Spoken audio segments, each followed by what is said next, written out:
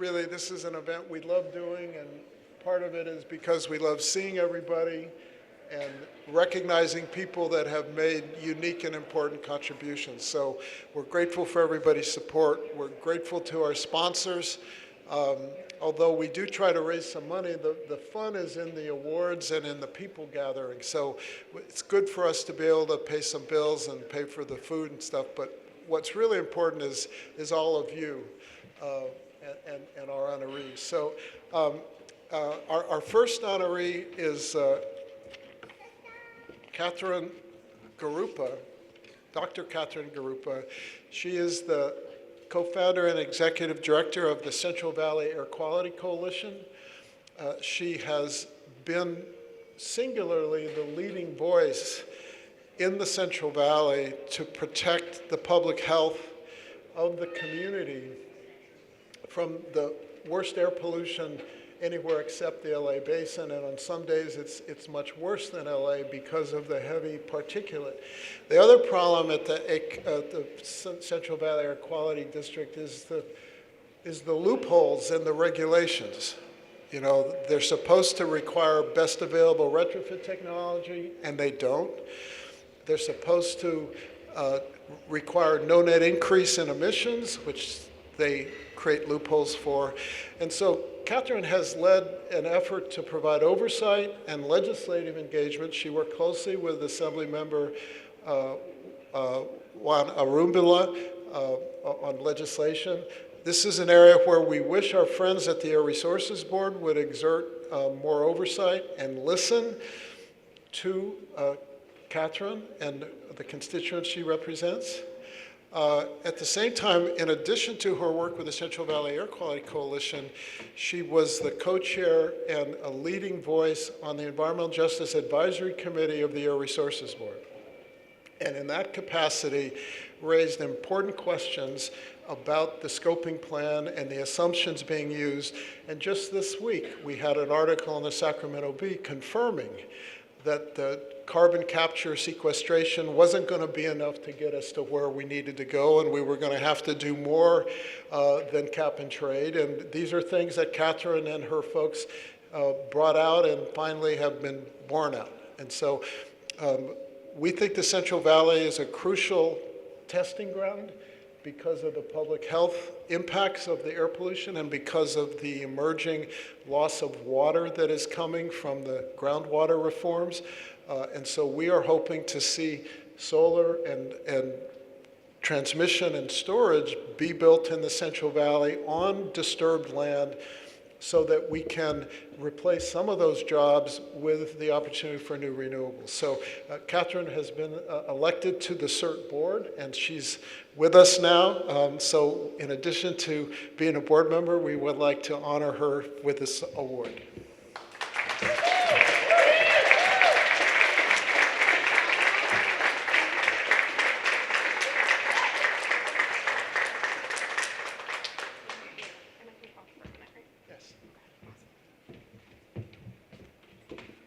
Wow, thank you all so much. This is an incredible honor and privilege to be receiving this award.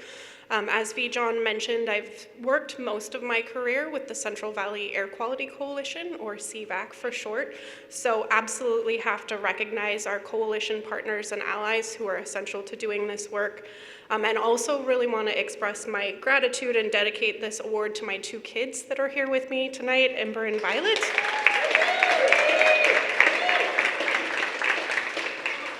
Our children will live with the legacy of the work that we're doing now and the decisions that we're making today, and they are also a big part of what inspires hope in me that future generations are going to have, frankly, more common sense than people of my age and older generations in how to address the climate crisis, which is very interconnected to why the San Joaquin Valley is one of the most air polluted basins in the United States. I started my career with CVAC in 2006 and left in 2011 to get a PhD in geography, thinking that I would go off and reinvent myself and become a technical expert, only to realize that my strength is really in community organizing and policy advocacy. So in 2016, I started working on a just transition off fossil fuels, was on the steering committee of CVAC, and came back as director in 2020. So I've been there almost since the beginning. We're celebrating our 20-year anniversary as a coalition this year, which is really exciting. And the Center for Energy Efficiency and Renewable Technologies has been with CVAC since the beginning. So you may not remember VJON, but back in the day, we do an annual lobby days for CVAC, and it used to be Marissa at CEERT who would schedule our meetings for us every year. I really miss Marissa, because it's a big undertaking to schedule all those legislative visits. And John Shears has been a part of the coalition, working with us on energy issues really from the get-go. And it's incredibly hard work. We are in the thick of it, and advocates in the San Joaquin Valley often face direct threats to their life or their livelihood for speaking out against powerful industries like the oil industry. So it's incredible that we've been doing this for 20 years now. We've helped shift the narrative to focus on the impacts to public health from air pollution and to the environmental injustices in our region. We've sought Air District Board reform to add a doctor and scientist to our Air District Governing Board. We've sought transparency for the emission reduction credit system, which is basically like a cap and trade type system for air pollutants that has been horribly corrupted by our Air District. We have a bill on it this year that hopefully will pass and the governor will sign. Ultimately, the work that we've done for air pollution and on climate justice issues is about direct reductions for frontline communities and agencies actually enforcing the policies and the regulations that they have on the books. Overall, we really need more accountability to match the giant crisis, really, that we're facing.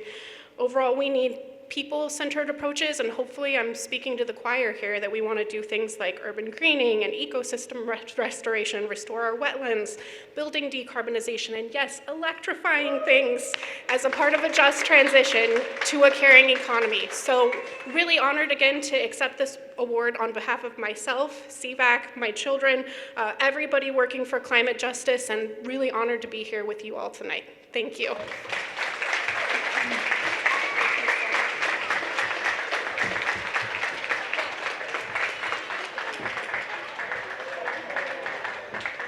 You guys stay for a picture. Let's get this.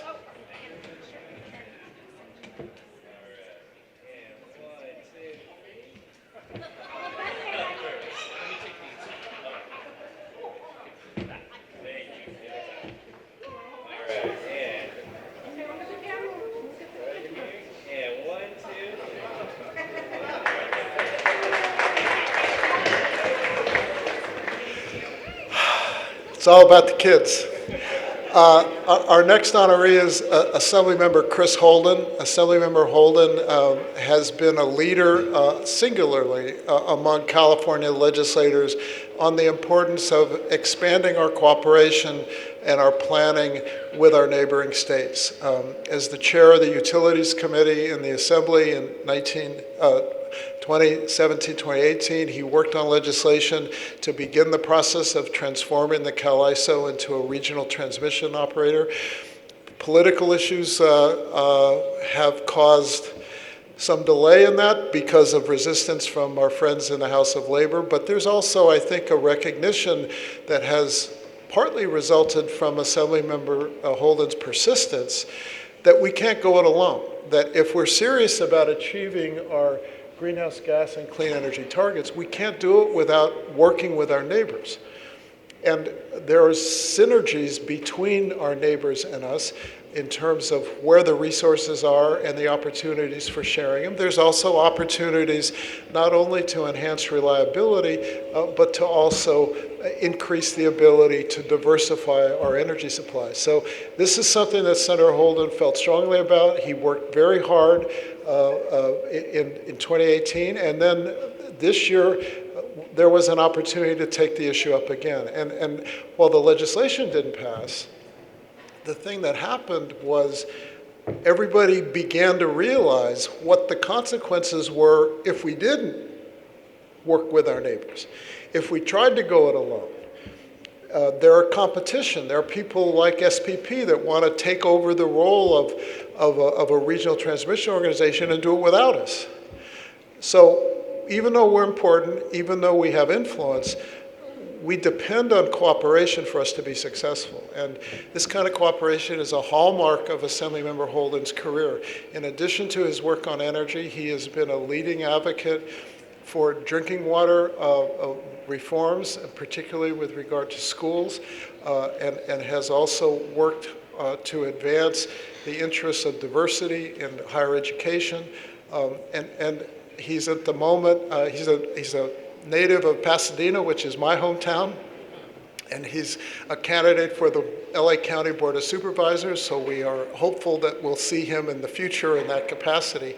But we really wanted to recognize that he didn't do this because it was easy, he didn't do this because it was fun, he didn't do this because there was political contributions to be made, or it was mostly trouble to be had.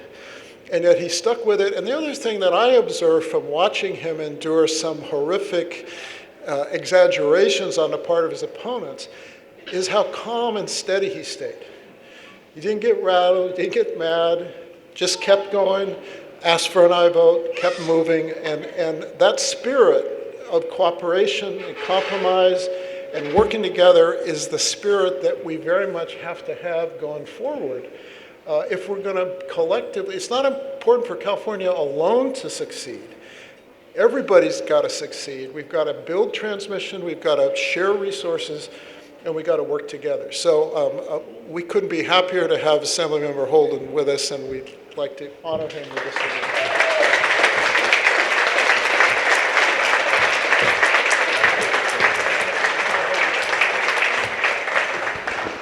Thank you. Thank you. I appreciate this wonderful honor, and certainly CEERT and your board of directors. John, thank you for your friendship. Thank you for being sort of a voice that was always there. I see so many that through my 5 years as chairing the Utility and Energy Committee, it was quite a ride.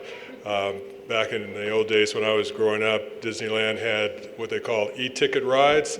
That was what I was on for about 5 years. You know, it's interesting because California has and continues to be a leader in this space.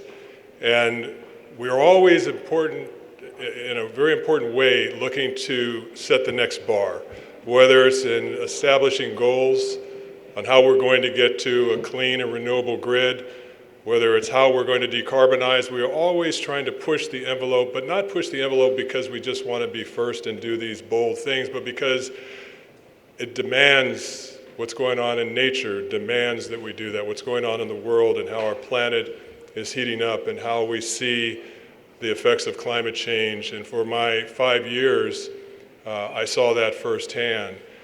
My vice chair, Jim Patterson, when I first became chair of the committee, he said, so tell me what keeps you up at night. And I said, well, Jim, not too much keeps me up at night. I sleep pretty good. I don't have a real problem with that. And I will tell you, 5 years later, I text the vice chair as I was transitioning to the Appropriations Committee. There were 18 different things that I could think of off the top of my head that kept me up at night. And literally staring out the window and trying to figure out what does next look like. How do we maintain stability in our markets for our investor-owned utilities? How do we get the largest utility in the country out of bankruptcy? How do we get back to a place that we are not facing what could have very easily been catastrophic events in the marketplace, climate events, or even our grid and its destabilization activity going on in 2020, where we were once again confronted with rolling blackouts. And so that was quite an experience. Grid regionalization, expanding our grid, was part of that conversation, and it still is part of the conversation. I think that as we look at our future, it is going to be imperative that we cooperate with our neighbors. We find a way to do that, whatever that looks like. We have neighbors that are willing to be a part of our California experience because they want the same outcome.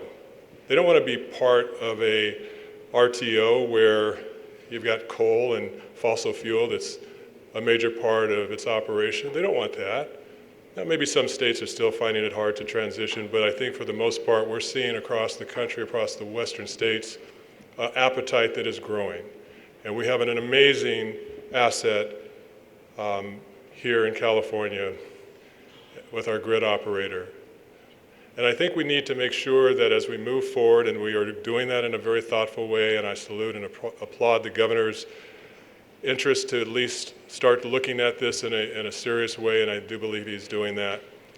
These are tough and big issues, and they do require us to continue to stay engaged, to continue to stay at the front line of making sure that all of the values that we think are going to come out of this experiment are properly communicated and evaluated, and that we can get to a place where we have partnering states that will be a part of joining with us in a way that we can meet not only our climate goals in the appropriate time frame, not only do it where it doesn't break the back of the ratepayer, but it also addresses the issue of reliability. And as we've seen over the last few years, we have been pushed, and even this year, we are going to get pushed to the wire. I'll close by saying this. I love Maribel Batcher as a former president, but she messed up so many date nights on Fridays. I can Mr. Chair, I don't think we're going to make it through the weekend. What do you mean? I'm down here at ISO and the board is going crazy and demand is spiking and we don't have the resource demand. I said, Maribel, I'm having sushi with my wife. I mean, really? But I say that in jest because it's the reality of the position, and it was one of many things that kept me up late at night. But collectively, and I look across this auditorium or this foyer at all of those of you who have dedicated your life to this space to make sure that California continues to push the envelope. We continue to be a world leader in the space of utility and energy work, and making sure that we're decarbonizing and getting to a place where we have plenty of reserves and clear reliability to meet the needs of our growing public demand. So thank you for this wonderful honor, and I look forward to staying connected with you as we move forward.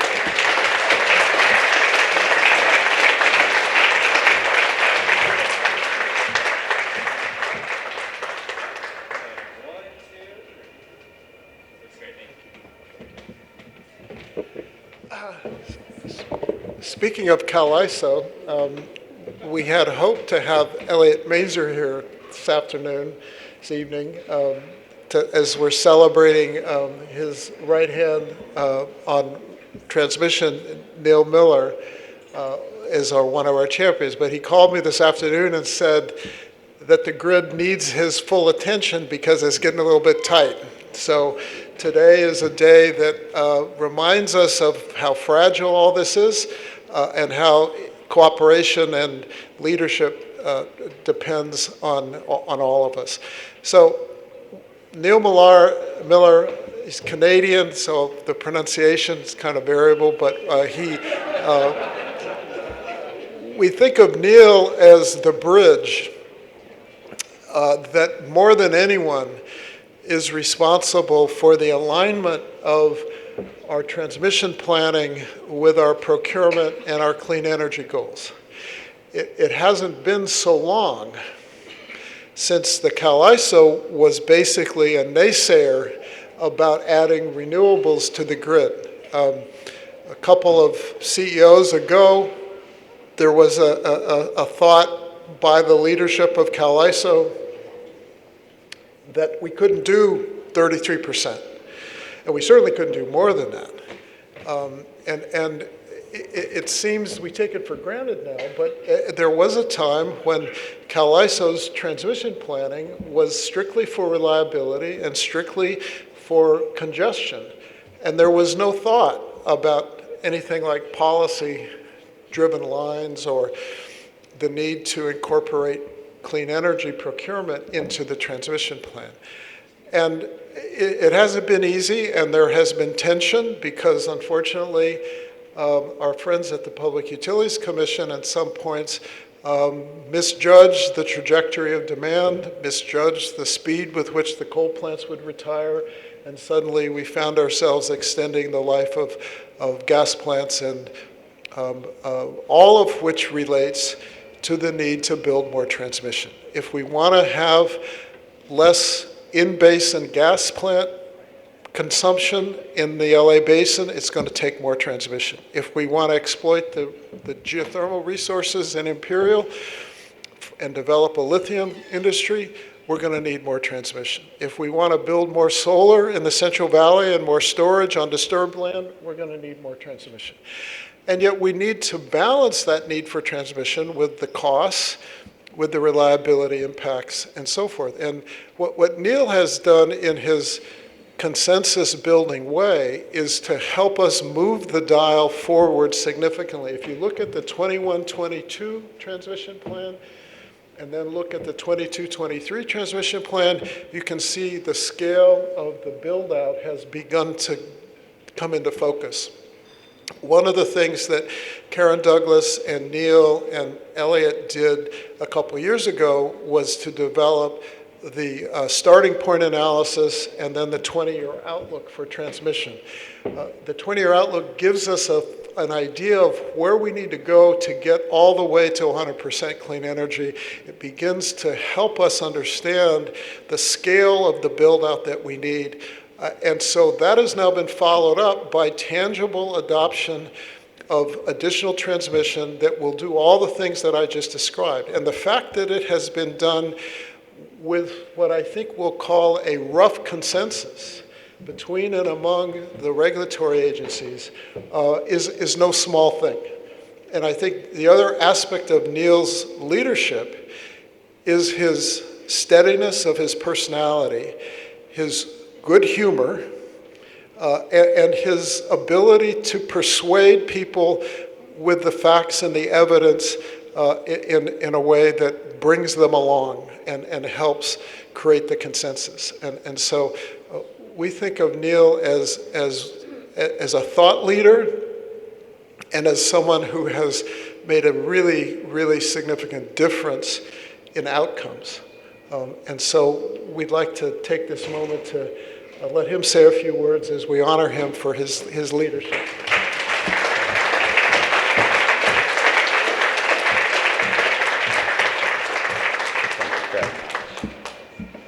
Well, thank you very much for those really kind words. I do have to admit, when I received the invitation, I do feel almost a bit of a fraud accepting this award, because almost all of our successes, they've hinged on having a phenomenal team back at the ISO and a tremendous amount of collaboration and cooperation with our state agencies and with the rest of the stakeholder community in the electricity industry. So I just can't speak highly enough about how well and how pleasantly surprised I was too with all of that coming down from Canada 12 years ago. As V. John noted, well, there were two reactions to the invitation. My wife suggested, you spent your life trying to get transmission built and you're being invited out to essentially an environmental group. Sounds like a trap. But instead, I was more focused on, I said, no, I think it's just they're amused by how Canadians pronounce the word process. Because, and there you go again. There you go. But all joking aside, stepping back to the challenges we're dealing with, there's no doubt at the ISO that we simply have to be successful, moving the ball down the field, getting the necessary infrastructure in place effectively, cost-effectively, at a way people can afford, but to deliver the renewable energy to load. So there really is no choice there. It's just a case of persistence and getting the job done. So with that, I want to thank all of you, both for the kind award, as well as for your support and your continued support in this effort. Thank you very much.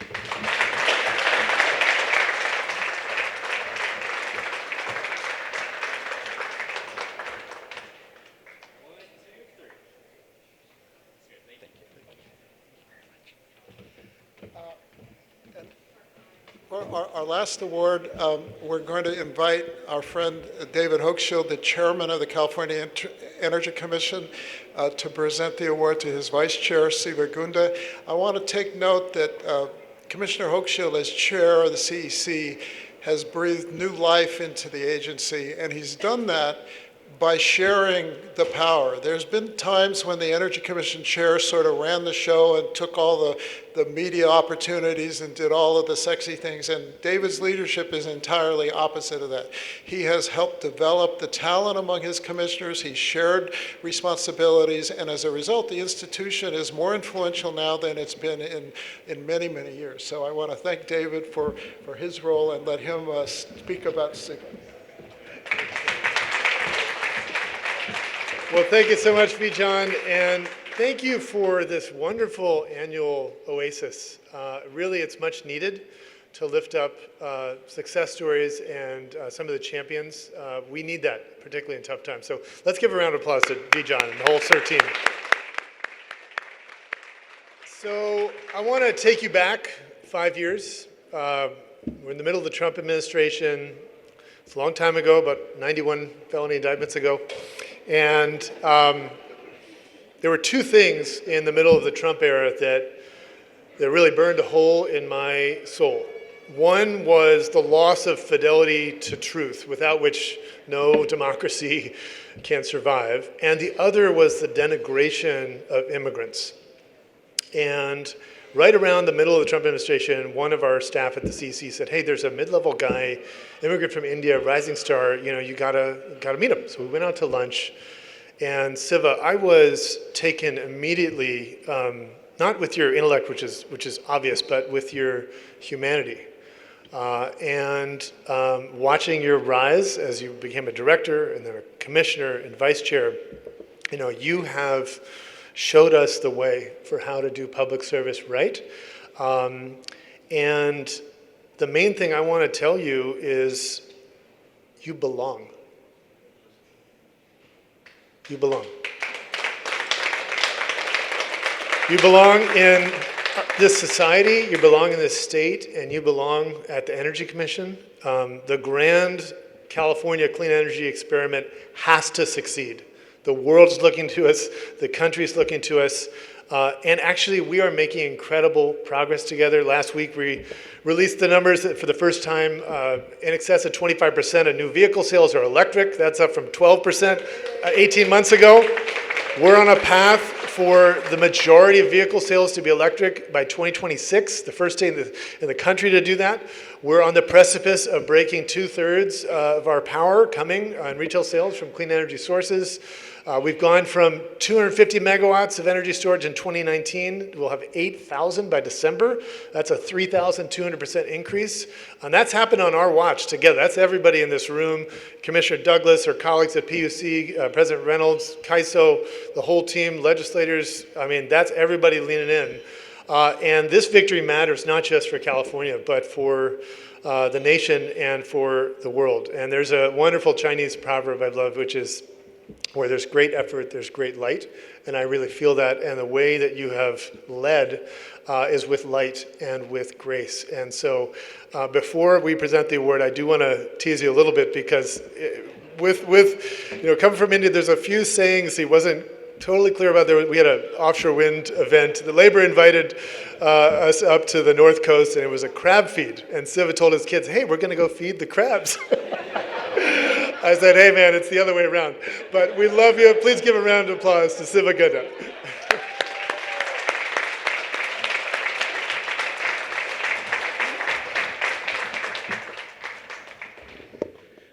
Thank you, David. And thank you, Bijan. I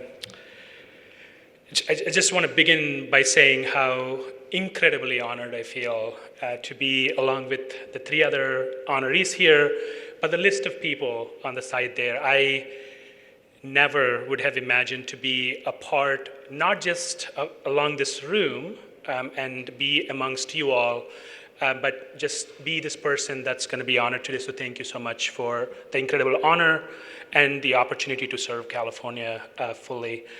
I wanted to just begin by my traditions. In India, we always begin by honoring your teacher. So I want to honor my teacher who taught me my first alphabet. His name is Bhagavati.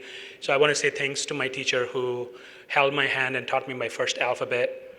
I want to thank my mom, and I want to thank my dad for helping me come to California, helping me get an education.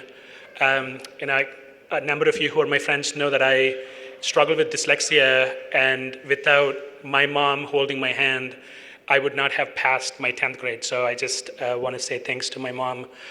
And to my kids. My kids are here. The ruckus kid out there was my mom's loving curse for me. She used to say, I love you, but I want you to have a child like you. And he showed up.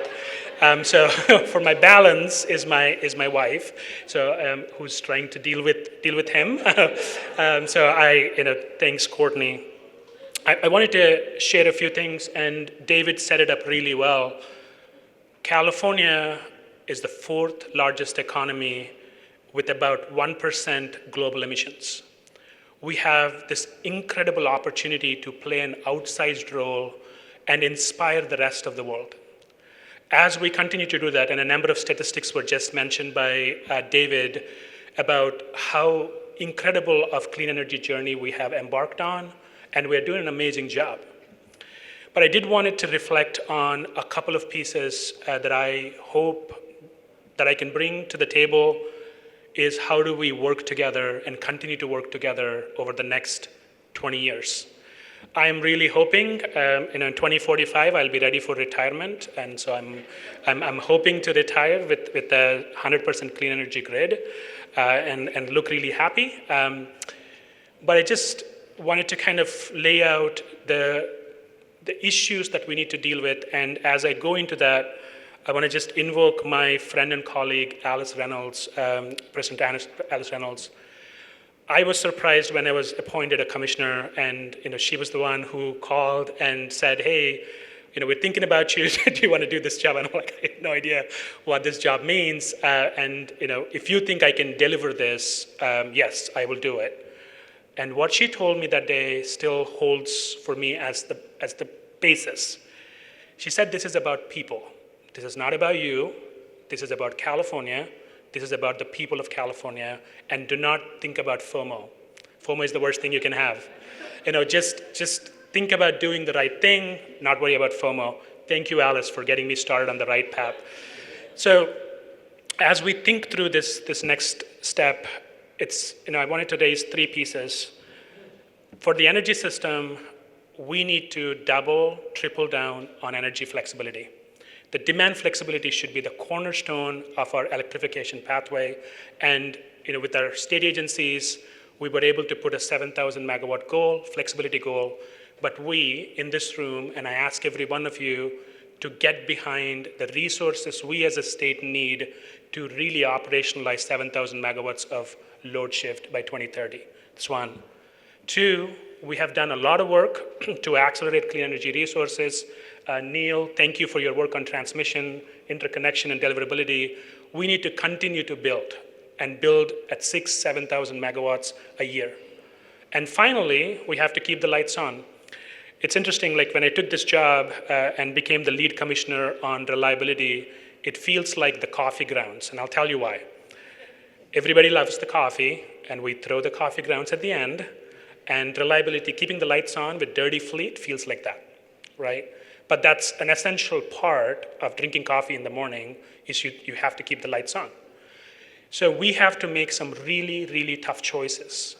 And one of the things we cannot do is break down the conversation amongst ourselves, amongst our partners in the environmental justice groups and environmental groups to have any chance of successfully navigating this incredibly difficult next 5 years. So what I ask every one of you in this room, is continue to work together to foster those solutions, whether they're perfect or not, get through it. After the OTC vote, John, you were there, I was, as soon as you got to the mic, I was like, he's gonna say, he's disappointed. We just voted for the OTC power plants to continue to function in California, right? The reason for that is because we as a state, and I will say it as a state, have missed the planning mark early on. It's the forecasting. We didn't forecast enough electrification. We did not do enough resource planning, but this is where we are. And this is the reality of where we are. And climate change is incredibly difficult to forecast. So between those two things, the next 5 years is going to be hard, and we need to work together. And what I always kind of think about is, as we move forward over the next 5 to 10 years, if we can create venues and spaces to not destroy the trust in the agencies, it is extremely important that the agencies succeed for the broader success of the state. And that means people, stakeholders, everybody has confidence in the state agencies as the cornerstones for planning and the policy. As we come up with our own individual perfect solutions, it's important for us to work together so that we are moving the state together and the state agencies together. So I ask of all of you a commitment that we are going to do the hard work and go full throttle on the perfect ones, but embrace the imperfection as it needed to really deliver this for the state of California. Thanks again for this incredible award, and thanks, Vijan, for constantly reminding me I have to do better. I embrace the idea that I'm a proud B+, and I will show up and work. Thank you.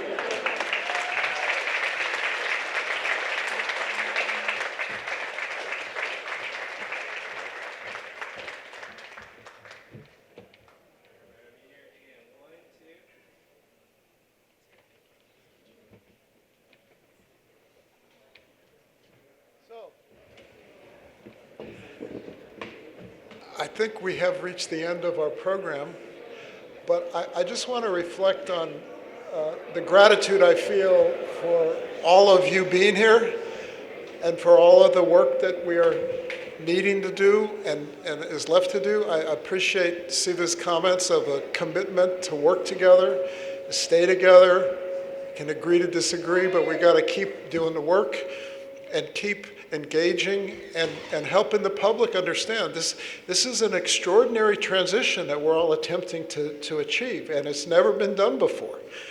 And when we started, the goal was just to add some renewables to the grid because we were buying only gas and because we could get the costs down a little bit if we bought steadily. So the original RPS was 20% by 2017, and that was a heavy lift. And at the beginning, we had a lot of funny contracts because the utilities were sort of just signing contracts. And my favorite was 8 cents for solar satellite to Fresno.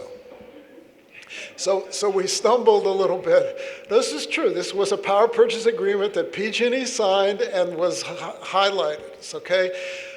One of the things we learned was that we had to build transmission if we were going to bring renewables within the state as well as from out of state. And so we've learned a lot since then.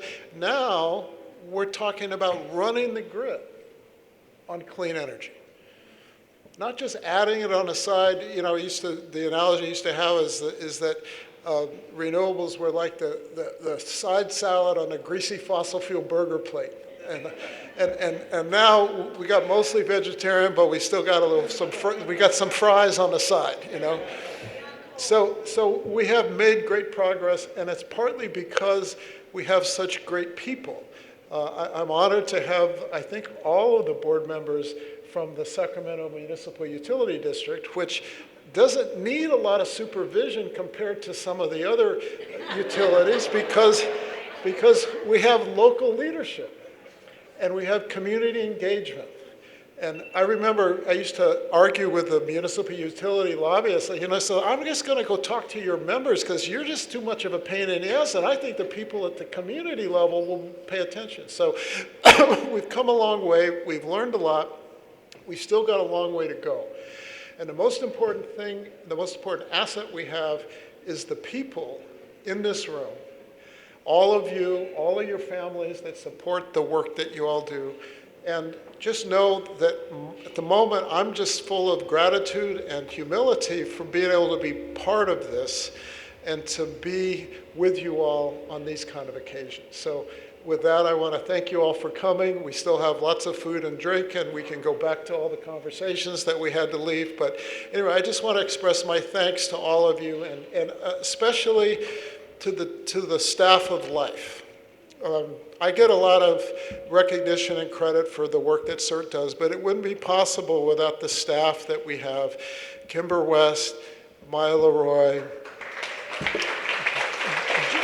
Jim Caldwell, who's emeritus, and we loaned him to the city of San Jose, but we're going to expect to have him back in a while when he gets that straightened out down there. But and Alita Turner, also our administrative assistant. I couldn't do the work without the people that helped me do this work, and I think part of the fun of it. And Heather Edmonds, I forgot. I'm sorry. Danielle Mills, who I think Neil's going to owe us a draft choice because we actually introduced her into the process, and we're grateful that she's come back to Cal ISO. So anyway, it's all been a wonderful ride. I'm just privileged to be here with you all, and I just want to thank you. And let's just keep at this. Let's keep the lights on, and let's get the GHG emissions down, and let's show everybody that we know what we're doing. So thank you.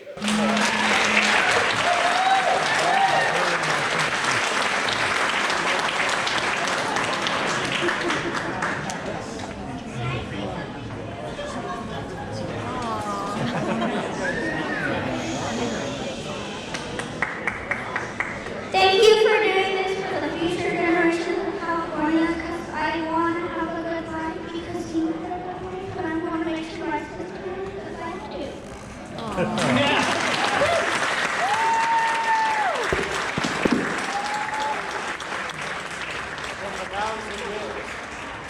Thanks, everybody. Have a nice night. Drive safe and stay cool.